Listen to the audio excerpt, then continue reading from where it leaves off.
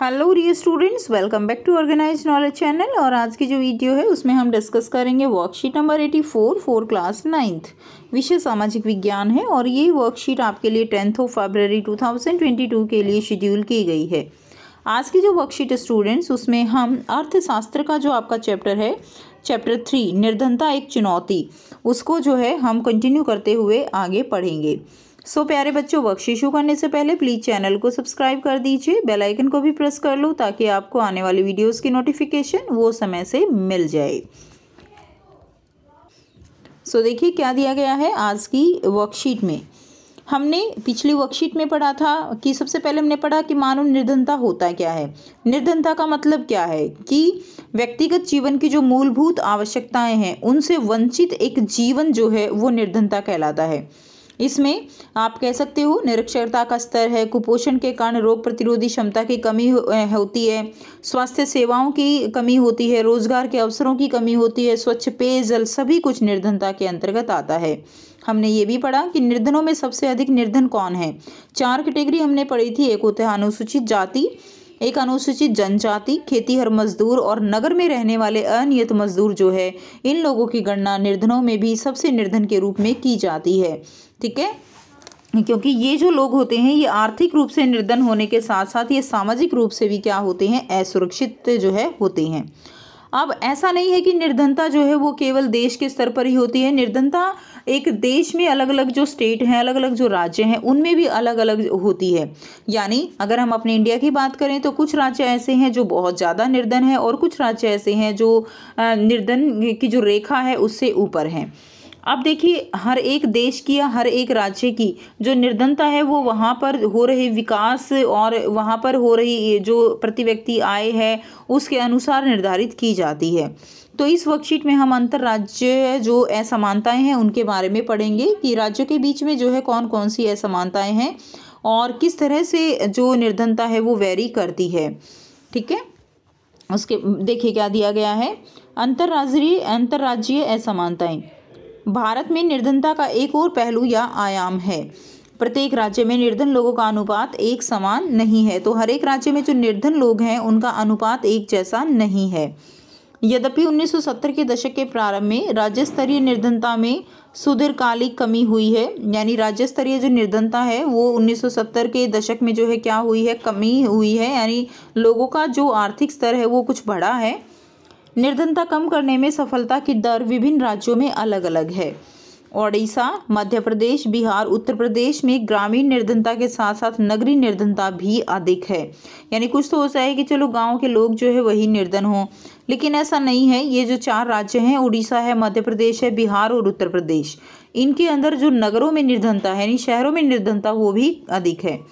इसकी तुलना में केरल है, महाराष्ट्र है, आंध्र प्रदेश, तमिलनाडु, गुजरात, पश्चिम बंगाल में निर्धनता में उल्लेखनीय जो है क्या आई है, गिरावट आई है। पंजाब और हरियाणा जैसे राज्य उच्च कृषि वृद्धि दर से निर्धनता कम करने में पारंपरिक रूप से सफल रहे हैं। यानी जो हरियाणा और पंजाब जैसे राज्य हैं, यहाँ पर हरित क्रांति, श्वेत क्रांति, इनकी वजह से जो निर्धनता है उसमें काफ़ी गिरावट देखी गई है। पश्चिम बंगाल, केरल ने मानव संसाधन विकास पर अधिक ध्यान दिया है। मानव संसाधन विकास जो है यानी वहाँ पर लोगों की शिक्षा, उनकी स्वास्थ्य सेवाएं, उनके ऊपर ज़्यादा फोकस किया गया है केरल के अंदर। वैसे भी हम सब जानते हैं केरला जो है वो साक्षरता की दर से सबसे आगे है, तो वहाँ पर मानव संसाधन पर कार्य किया गया है। पश्चिम बंगाल में भूमि सुधार उपायों से निर्धनता कम करने में सहायता मिली है। यानी वहाँ की ज़मीन जो है वो एक तरह से आप कह सकते हो कि उसको ज़्यादा उपजाऊ बनाया गया है और जो कृषि के तरीके हैं उनको बदला गया है। इस तरह से निर्धनता कम करने में वहाँ पर काफ़ी सहायता मिली है। आंध्र प्रदेश और तमिलनाडु में अनाज का सार्वजनिक वितरण इसमें सुधार का कारण हो सकता है। तो अनाज जो है उसका सार्वजनिक वितरण तमिलनाडु और आंध्र प्रदेश में उसका कारण हो सकता है कि जो लोगों की गरीबी है वो यानी एक बैलेंस जो है वो बना हो।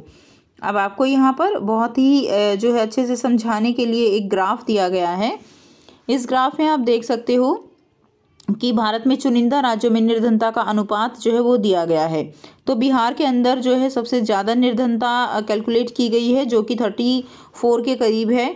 ठीक है, उसके बाद ओडिशा है 33 के करीब, असम है 32 के करीब है, मध्य प्रदेश है 32, उत्तर प्रदेश है 30, कर्नाटक है 21 के करीब, पश्चिम बंगाल है 20, महाराष्ट्र 17.4 है, गुजरात 16.6 है, राजस्थान 14.7 है, त्रिपुरा 14 है, तमिलनाडु है 11.3, हरियाणा है 11.2, दिल्ली है 9.9, आंध्र प्रदेश है 9.2 और पंजाब है 8.3 एंड हिमाचल प्रदेश है 8.1 और केरल है 7.1।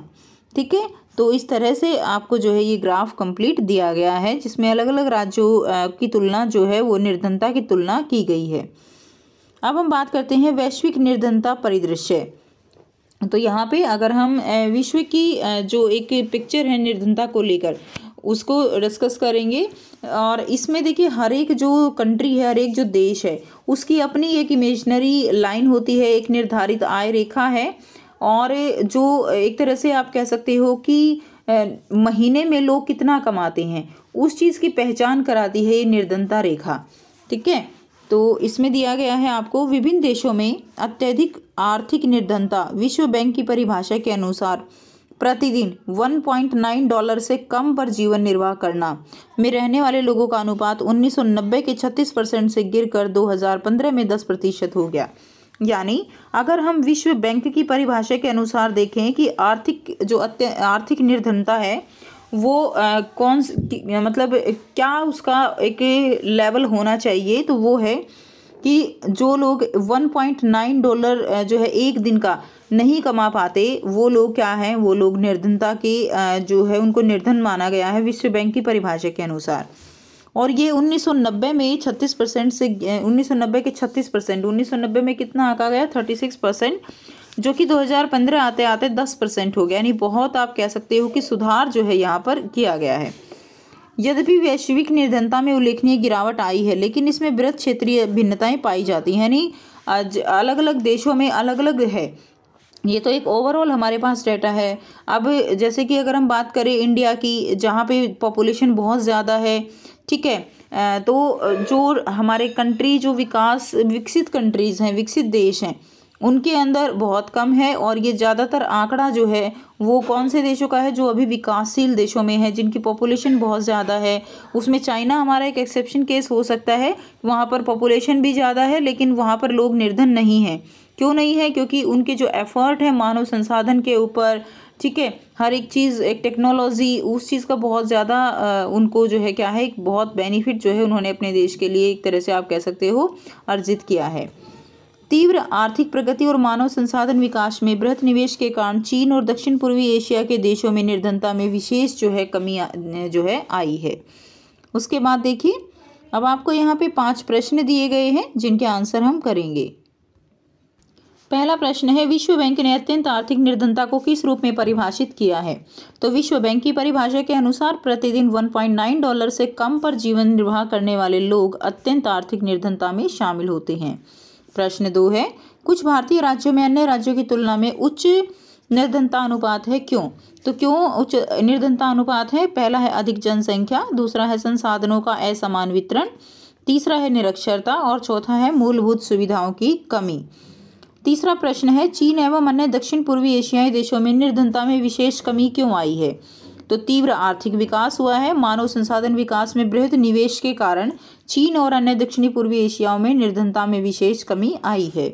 प्रश्न 4 है, 3 राज्यों की पहचान करें जहां निर्धनता अनुपात सर्वाधिक है। तो सबसे ज़्यादा निर्धनता अनुपात कहां पर है? बिहार, ओडिशा और असम में। ठीक है, उसके बाद देखिए नंबर 5 है, 3 राज्यों की पहचान करें जहां निर्धनता अनुपात सबसे कम है। तो कम कहां पर है? केरल, हिमाचल प्रदेश और पंजाब। तो ये 3 राज्य हो जाएंगे। तो ये थी स्टूडेंट्स आपकी आज की एसएसटी की वर्कशीट। आई होप सभी बच्चों को ये क्लियर है। कोई भी डाउट है तो आप पूछ सकते हो।